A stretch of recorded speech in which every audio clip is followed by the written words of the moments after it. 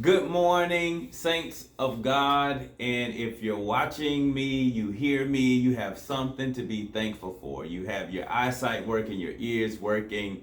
And I want to encourage you today to find a reason to rejoice. It doesn't take long. As soon as you put those feet on the ground, you put those dogs on the carpet, you have something to be thankful for.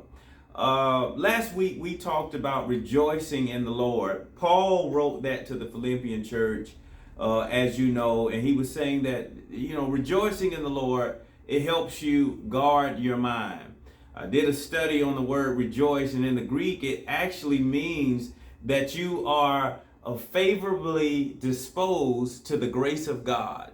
It means that I have a spiritual understanding of God's grace, so I always have a reason to be thankful.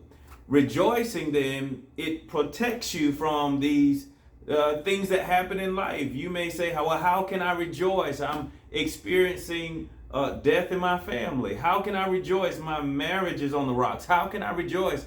My finances are shaky right now. There's always a reason to rejoice, because your rejoicing is not saying that everything is perfect. Your rejoicing is saying that I trust God even in the imperfections.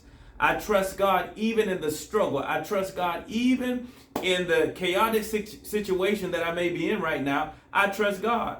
Jesus said, John 15:11, these things I've spoken unto you, that my joy might remain in you. Jesus was speaking to the disciples, and he says, I don't want you to have happiness, because happiness is based upon things happening to you. This is a human-based feeling. Happiness, I'm happy because you showed up and you brought me breakfast. No, he says joy is a spiritual component. It's a spiritual characteristic of God.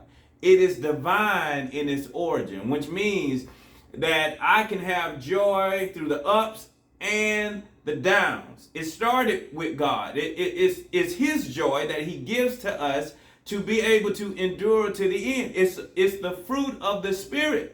It's something that God has put down on the inside of us, that at all times we can rejoice. And so as we go throughout our day, rejoice in the Lord. Find somebody to speak to. And maybe they're down. Maybe they're going through something. Maybe they have an issue that they're facing right now. Cheer them up and spread the gospel of Jesus Christ to them. Let them know that in all things, God is still able to provide, to protect, to lead, to guide, to strengthen, to encourage. He is everything. He is the great I am. So we have every reason to be excited. We have every reason to rejoice and tell the Lord thank you.